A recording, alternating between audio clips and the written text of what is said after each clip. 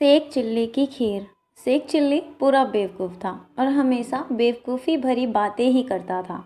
सेक chilli की माँ उसकी बेवकूफ़ी भरी बातों से बहुत परेशान रहती थी।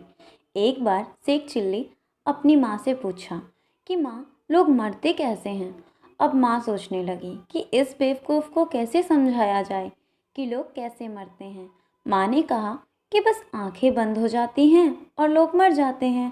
सेक चिल्ली ने सोचा कि उसे एक बार मरकर देखना चाहिए। उसने गांव के बाहर जाकर एक गड्ढा खोदा और उसमें आंखें बंद करके लेट गया। रात होने पर उस रास्ते से दो चोर गुजरे। एक चोर ने दूसरे चोर से कहा कि हमारे साथ एक साथी और होता तो कितना अच्छा होता। एक घर के आगे रहता, दूसरा घर के पीछे रहता और तीसरा आराम से घर के अंदर चोरी करता। शेख चिल्ली यह बात सुन रहा था। वो अचानक बोल पड़ा, भाइयों, मैं तो मर चुका हूँ। अगर जिंदा होता तो मैं तुम्हारी मदद कर देता। चोर समझ गए कि यह बिल्कुल बेवकूफ़ आदमी है। एक चोर शेख चिल्ली से बोला, भाई जरा इस गड्ढे से बाहर निकलकर हमारी मदद कर दो। थोड़ी देर बाद आकर फिर मर जाना। मरने की ऐसी भी क्या जल्दी है। शेख चिल्ली को गड्ढे में पड़े पड़े बहुत भूख लगने लगी थी और ठंड भी थी। उसने सोचा कि चलो चोरों की मदद ही कर दे दी जाए। तीनों ने मिलकर तय किया कि शेख चिल्ली अंदर चोरी करने जाएगा। एक चोर घर के आगे खड़ा रहकर ध्यान रखेगा और दूसरा चोर घर के पीछे।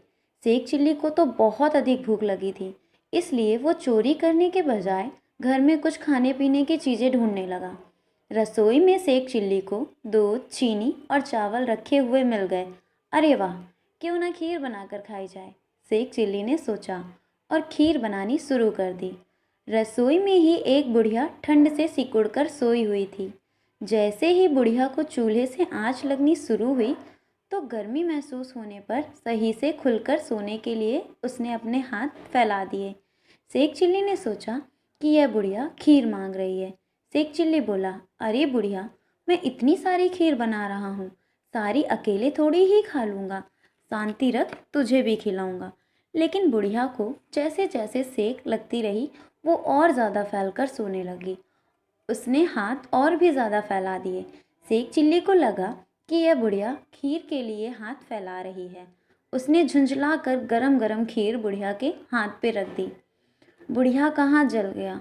चीखती चिल्लाती बुढ़िया एकदम हड़बड़ा कर उठ गई और शेख चिल्ली पकड़ा गया। शेख चिल्ली बोला, अरे मुझे पकड़कर क्या करोगे, असली चोर तो बाहर हैं। मुझे तो भूख लगी थी, मैं तो अपने लिए खीर बना रहा था। इस तरह शेख चिल्ली ने अपने साथ साथ असली चोरों को भी पकड़वा दिया। Thanks for watching.